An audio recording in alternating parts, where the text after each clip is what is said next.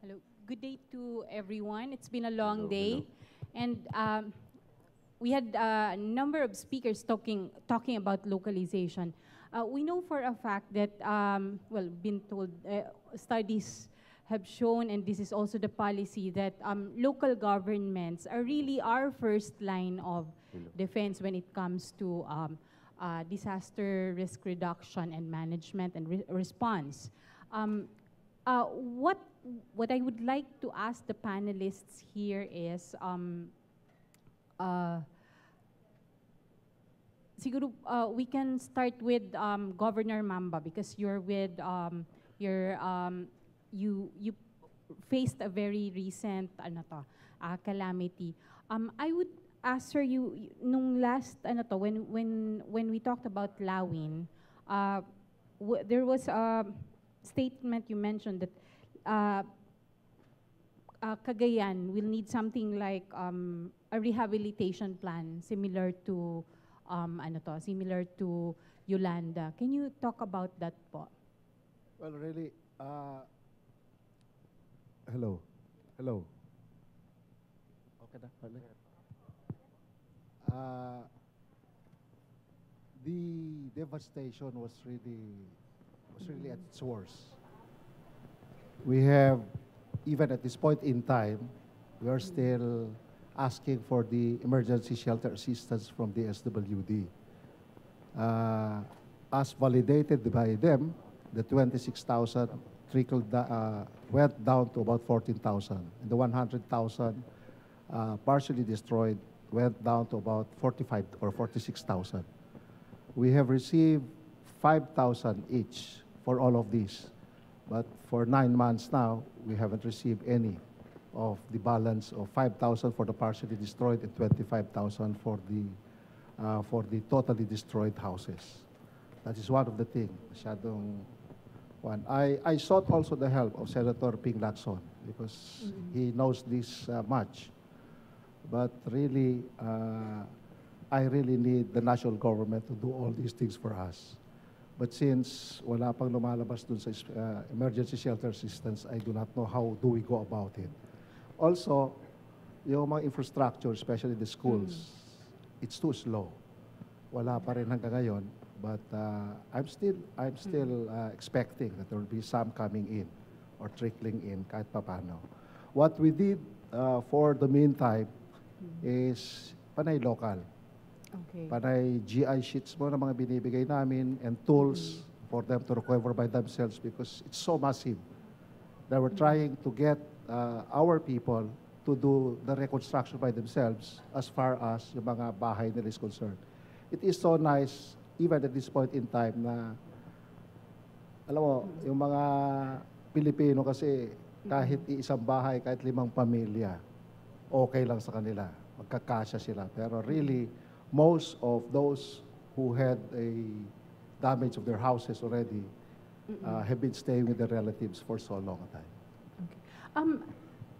Initially, there was magiging zero casualty siya, pero eventually there were 5, di ba? But is it more challenging? I'm just wondering if in terms of sourcing new resources from outside, is it more challenging to get support when there are less casualties? That has become our problem. Dahil nung walang casualty, pag walang dead binaliwala nila. Sabi ko nga, I've learned a lot from Yolanda. I was a member of the cabinet of President Noyden. And we were really exposed as far as managing the post-Yolanda onslaught. That's why, kahit na paano, we really prepared for the coming in of Lawin. Kaya nga, even the President himself, President Duterte, was also impressed. In fact, he commended us for having a very minimal casualty. Pero yun na nga, konti namatay, konti rin yung tulong. Kaya ako minsan, hindi mo alam kung ano idadasal mo para may tulong. Okay. So I'll bring this to the 2 gentlemen coming from the national level. So Yusek Halad and Yusek Panadero. maybe we can, you can give your ideas on, I mean, how do we go about this? Like, you know, also, you know, incentivizing performance when it comes to preparedness, maybe. Like, what are the challenges there? I mean, also, and how do you incentivize that given na, yun na nga, getting, when there are no casualties, parang it's difficult to, you know, get people to come in and ano to, get support. Yeah, hindi naman sa ganun dahil walang casualty o minimal casualty kinakalimutan na. Meron tayong process. What we did after Typhoon Lawin, we deployed PDENA teams, hindi lang sa Cagayan, in all other areas affected by Typhoon Lawin. So they crafted the report by region ito, Region 1, Cordillera crafted their own PDENA report. Region 2, likewise, crafted their own PDENA report. And the report was endorsed by the Regional Disaster Risk Reduction Management Council. And, well, supposed to be, that's already their comprehensive rehabilitation and recovery plan, not only for Cagayan, but the whole of Region 2. And may proseso pa tayong iba kasi eh. Ano po yun? What we did, likewise, is kailangan kasi yung request. Yung PDENA only identify the estimate of the needs, damage and losses. So, like for example, a particular school or municipal hall was damaged. There has to be a request back up with the supporting documents, like for example, the engineering design for the request. Completed stop work ang gagawin. And what we did to shorten the process is that we forgo with the validation. Pagka listed doon sa PDENA report, okay na yan. Pagka hindi listed, ibig sabihin iba yung nag-damage no, di ba? So ibig sabihin hindi si Typhoon Lawin. So yun, dadaan yun sa thorough evaluation. But for those listed in the PDENA, go na yan. Ang problema, if matrix lang yung pinadala sa atin, matrix of damages, babalik talaga yon. But there are already requests. In fact, there were already requests funded from the different regions. Una-unahan din naman kasi ito eh. Ng request. Yes. So una-unahan ng pag-process, di ba? And the difficulty that we are having for 2017, as presented by Congressman Salceda, was that there was a very significant reduction of the National Disaster Risk Reduction Management Fund from 40 billion in 2016 to 19 billion. And actually, hindi naman talaga 19 billion yun eh. Dahil merong mga binawas doon eh. Quick Response Fund of the different agencies, do naka-charge. That used to be separate. Meron pa, 1.5 billion to fund projects that were damaged way back outside of the 2-year period. Bawas yun. Kasi, like for example, yung nasira ng Zamboanga Siege, outside of the 2-year period ng 2017 yon. Okay. So doon kukunin. So bawas yung 1.5. 1 billion insurance, doon din kinuha. Okay. So, ang laki ng reduction eh. So kaya that's why we are looking difficult at, to mobilize funds. So, talagang ito, una-unahan. Yusek I Pinedero, would agree with Yusek Halad kasi pabilisan o naunahan. Ang bottleneck na isa, kasi tama yun, you need supporting documents. So the first struggle there is, kung maraming nasira sa isang munisipyo, mag-isa si municipal engineer, nagagawa ng dokumentong tinatawag program of work. Okay. Hindi niya kakayanin yun. Kailangan niya ng tulong. In fact, in similar cases sa Bohol, kung doon, ang ginawa ho namin doon, talagang nag-apila kami sa mga university na may engineering departments to deploy their professors, their graduate students to just prepare the program of work. Isa po talaga yon sa bottleneck. So capacity building issue ba to? Or? Yeah, this is that an individual capacity building. Hindi ito problema ni municipal engineer. Napakadami niyang gagawin, mag-isa siya. So kailangan niya ng tulong. Isa yan. So I am sure the provinces will extend help.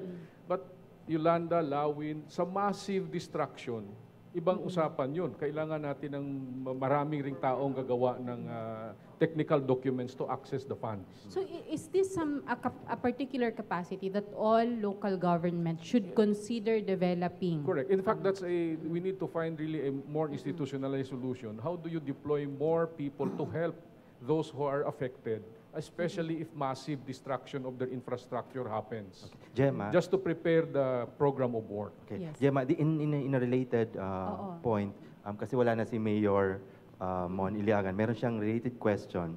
I recall writing a story about the requirements as mentioned by Yusek Halad, but there was an experience, yung Tarlac in particular at one point, na na-expedite yung process given the constraints. How did they do that? Ano ang mga naging factors para mapabilis yan? Kasi ang tanong ni Mayor, paano kung kailangan nila ng pera, kailangan ng ganito dahil urgent nga, how do you expedite the process? Yung mga tips na pwede nyong mabigay sa mga LGUs na nandito para despite the process ay pwede nating pabilisin.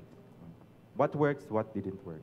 Offhand, I would really, well, our experience lang says, mapabilis natin yan kung may tutulong kay LGU to prepare the technical documents to access the funds. But the long-term solution, yung sinabi ni Kong Salceda kanina, insurance, parametric insurance. Okay. Para hindi mo na hintayin ito kasi ikaw ang anong tawag nito? Ikaw ang may nagbabayad ng premium. So the moment it is destroyed, that's yours. Although I must add siguro, Yusek, ibang usapan sa school building. Kasi that's national government. Okay, I see. So, may masasabi po ba kayo doon, Mr. Marasigan, dun sa sa mga thoughts nila on this? Well, I'm from Quezon City, no?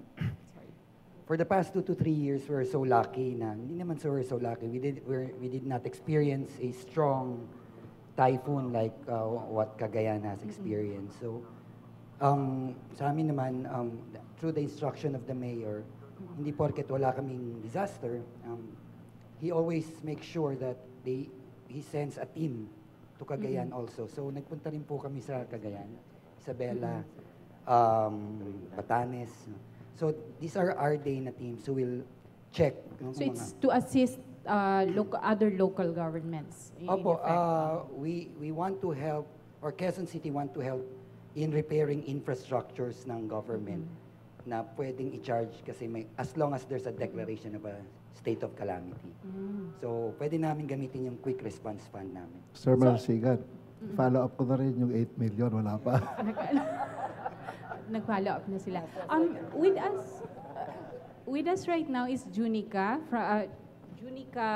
Soriano of Save the Children. I understand that Save the Children has a program also to help local governments. Can you tell us about that? Thank you, Gemma. Pleasure to be here. Magandang hapon po sa lahat.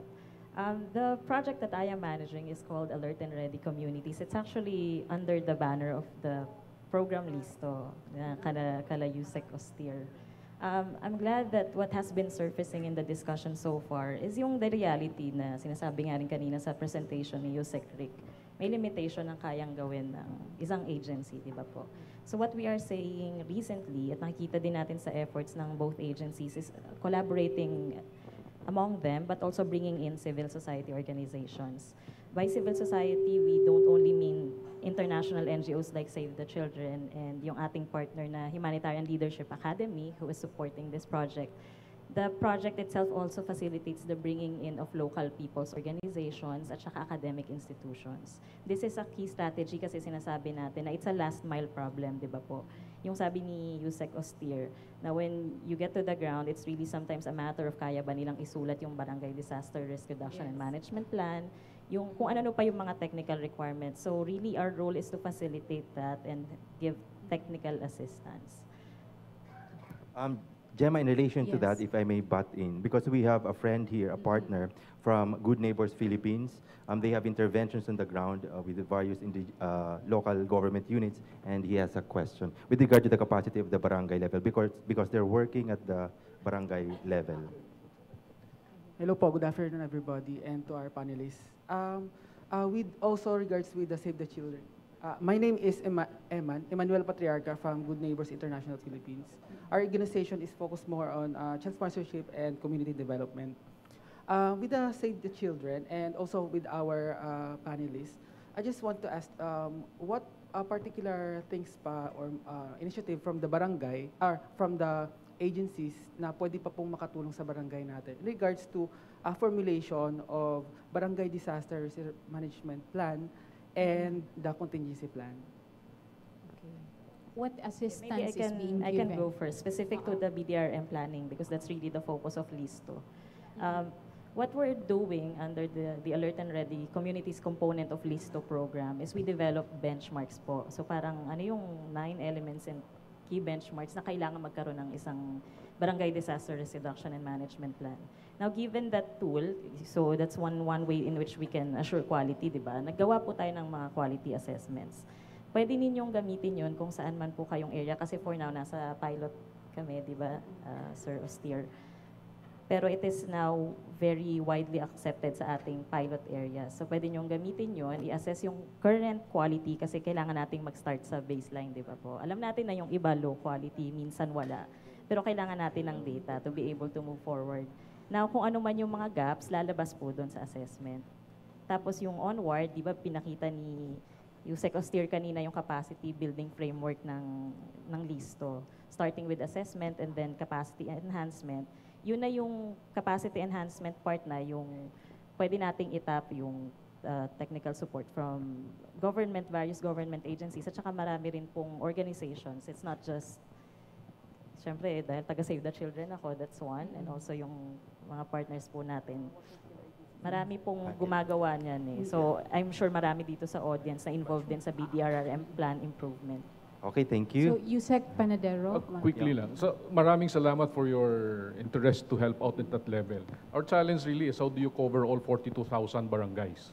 Yan yun yung ating universe. So, sa kami ang ginagawa namin, inuuna namin yung Eastern Seaboard, yung facing Pacific Ocean. Ano? The other one are the barangays in what we call the flood-prone areas, yung major river basins natin. And there's more or less mga 10 million. Kasi sila yung flood-prone. So, area of assistance, I would say, let's follow the model introduced to us earlier, yung community-based. That is really the way to go. Gagawa tayo ng mga plano, etc. Pagkatapos po niyan, maraming salamat sa Save the Children. Ito yung aming exercise. Kasi actually, marami nang may plano. Ang tanong natin, alin yung plano na talagang hindi lang dokumento, kung totohanang plano. Talagang pinapractice. Yung Paano natin tulungan i-evaluate yung ating mga kasamaan sa barangay, yung mga civil society, the other sectors, to assess the quality of the plans. Hindi ko mo may nabuong dokumento ay sapat. Kailangan talagang tingnan yung kalidad. Okay, thank We you. have room for an additional question from the... Yeah, thank you. Okay. Sino pa? Ken. Si Sir. Please state your name and your question briefly. Sir, po, nung barangay po ng Real Quezon, sa sa OCD, sir.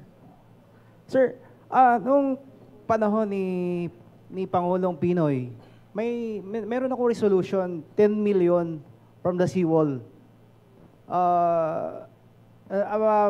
May action center na ginawa. Pinorward ako ng OCD, pinorward ako ng DILG.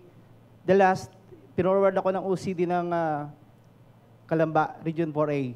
So, as of now, granted yung ano ko, but as of now, kagaya nga ni Sir, ni Gob, yung 10 million, wala pa rin. Thank you. Paano pong paraan ang gagawin ko doon? Nagsawa na ho ako kapapalo up. Napalitan na ang ating Pangulo. Napalitan na si Pinoy. As of now, Duterte administration, ano na po uli ang gagawin kong follow up doon sa 10 million na hinihingi ko from the seawall? Kailan Salamat po. na-approve ito? Approve meaning approve with SARO by DBM, ganon? Approved or by the proposed? Office of the President and released Yes, with yung SARO na lang po hinihintay ko. So, kailan nga na-approve? When was it approved? Nung bumabaho si Pangulong Pinoy. So, who approved it? Was it President Aquino or President Duterte? Aquino po. Aquino. So, actually, wala akong sagot sa iyo ngayon, no? Sa dami ng mga request na yan. The whole Philippines ba naman? But we will look into it. So, we have no more time actually. So, siguro last words from everybody. Ano ba yung siguro give us your thoughts on, ano ba yung pwedeng magawa ng mga tao to help local governments with this localizing these concepts of disaster risk reduction? and preparedness? Well, sa akin, I really went down to the purok level. I felt that the barangay is so huge already. And then furthermore, grabe na rin yung corruption sa barangay kung minsan. In fact, yung agkay-kay sa organization namin do not have officers na barangay officials. And they serve as watchdog also of the barangay officials. And furthermore, it's self-reliance. You don't have to inject anything. Just guide them, organize them. Pag humina sila, papasok ka na naman. And really, they're empowered and capacitated. And they come up with their own plans in their own puruks. Kung minsan nga, na-i-insecure pa yung barangay officials sa kanila. Because they are, para sa akin, they are the more efficient na partner as far. Since I became mayor, I was doing that. That's why I'm doing it again for the entire province. Pero yung politiko kung minsan ayaw nila to. Pero really, it helps the community a lot. Okay. Yes, Yeah. Mr. Malacca. Sa Quezon City, we've been doing the grassroots DRRM. No?